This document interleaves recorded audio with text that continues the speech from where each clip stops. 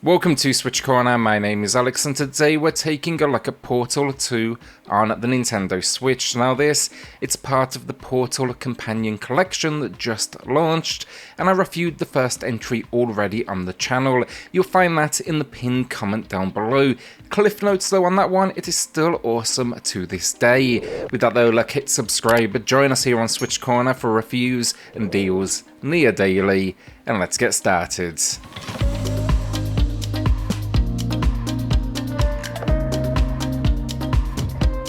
Story then, and here we see the return of GLaDOS. Following on from the events of the first game, we now awake in what's known as a relaxation chamber. It's everything you would expect essentially of a home. In the opening moments though, we get introduced to a new character, that is Wheatley, a sphere-like droid here to help you escape. Proceed from here though to try and get out of the Aperture Labs with the trademark humour of the series, but now I'd say its story packs more intrigue and twists. Really love the story of this game. The first, a companion to Orange Box. This one, it gives it the full release treatment, and that is particularly noticeable in the writing as we learn about this world and also meet a number of characters. Basically it's expanding upon the original in all of the right ways. Gameplay then, and like the story, hugely expanded over the original. The average runtime here, you're looking at around 8 hours, but if you have played it before, it's incredible how quickly you remember these challenges. The main idea though remains the same. We get hold of a portal gun that essentially provides us the ability to teleport. The controls then, they carry over largely from the first entry, but now we have the ability to zoom in and out. This is particularly useful because some of these locations now, they are absolutely huge. Alongside the portal gun as well, then the game really benefits from its expansion of environmental objects to interact with. This is not just in the form of blocks for switches or lasers, but also thanks to fluid, which provides temporary stat boosts. Think one that makes you sprint at an incredible speed, or one that gives you a super jump. The first entry though, it had its challenging moments, but I do think this one, by the end game, it pushes way beyond that. Few games can match the satisfaction that this one packs. One of my favourite games, and seeing it on the Switch is an absolute pleasure. But heading in, I had concerns about what content would be contained and how it would all perform with the hardware as it expands beyond the original's scope.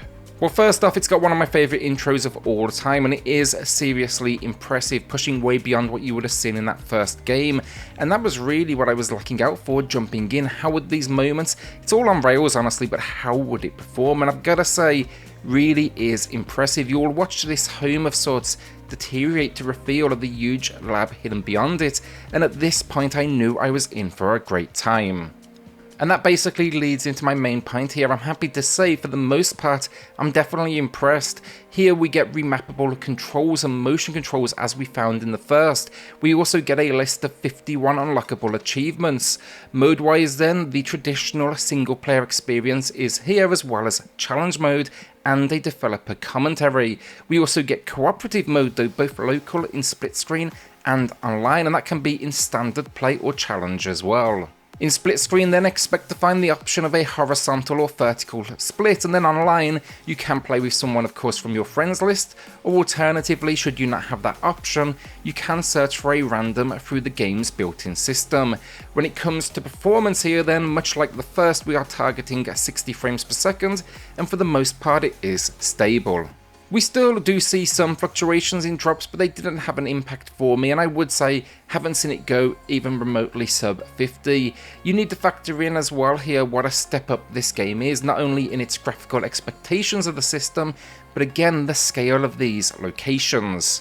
One noticeable difference, however, over the first game, that was a relatively seamless experience. This one finds many locations, chambers connected with load screens. They are not long, but they definitely can slow down the pacing just slightly. While I don't want to spoil the experience for those that maybe never played the series, it's particularly noticeable in a few latter game sequences where the tension is driven up, especially in the build up to the end game. The more I got into the game though, the more I remembered why I loved it. The sheer creativity is rarely matched, and I can't name many games that could demonstrate this level of reward in its solutions. Also, I didn't mention this in the last video, make sure you stick around for the end credits as well. Both entries, they contain perhaps what is some of the most iconic credit sequences in gaming history. Graphically then, this is a huge step up from the first game, and this was my main source of concern coming in. You know, not only do we move away from the simple, sterile environments that made up much of the original, but again, that scale is seriously beyond that scope. Here though, expect these locations still to return, do not get me wrong, but there's almost a post-apocalyptic vibe to many of them as well. We also then get the increase in texture design and also improved animations and shadows. It's basically just been dialed up across the board. It's just impressive how good this looks on the Nintendo Switch as well. A docked, we are outputting at 1080, handheld, that is 720. It's all incredibly crisp, and it shows you when a game is built for this hardware what it can do. Like the first, I do think menus could have been a little more exciting, less dated basically, but that's a very minor issue, and honestly at that point I really am stretching. Audio finally, and incredible. The first was amazing with GLaDOS, but now we get an increased voice cast. The highlight has to be Stephen Merchant, who just delivers every line pretty much pitch perfect. Alongside that then, we're also getting a variety of cast members that basically add context now to this world. It's just the stories, the conversations uncovered here, they're always building upon the universe, and it balances perfectly against the tension, the humour, and that kind of sinister edge that Portal has always had. The music supports the action then as well, and it's really top quality production. The only complaint I've basically always felt towards Portal was it's a little light on sound effects for environmental pieces around you. You'll know sometimes you'll see things like massive structures collapsing, and there's very little to really reinforce this from the sound field. Even when we do get something, it's maybe a little low in the mix if anything. So the final verdict, and as many of you already know, as game design goes, it's pretty much a masterpiece. It takes the original, it expands upon it in nearly every way, whether that's the gameplay, the visuals, or the story. It's one of the most entertaining stories as well out there, and you can easily see why all of these years later it's still so loved. I remember playing it back in the day at release, and it's lost none of its edge. On the Switch then we get a mostly solid performance, the challenge room content and online functionality as well as local. Problems, the audio still feels a little empty at times, understandably. We get the occasional frame rate wobble, though again doing more than most in targeting 60, and the load screens, they can at moments impact that pacing. When I do reflect on this as a package though, the pricing is incredibly fair. What you are seeing on screen right now, that is not just this entry but the first as well bundled together. And then they've even gone above and beyond and taken the time to maximize the Switch, whether that's in its performance or the inclusion, such as think motion controls. So for the third time on the channel ever, 447 reviews later, I'm giving my third ever 10 out of 10. It's not perfect, no game is honestly, but I do believe it's about as close as you can get to a masterpiece.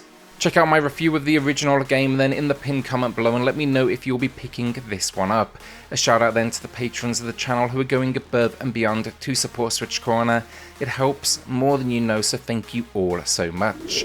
Then hit subscribe, join us here on SwitchCorner for reviews and deals near daily, and I'll see you all on the next video. Thanks everyone.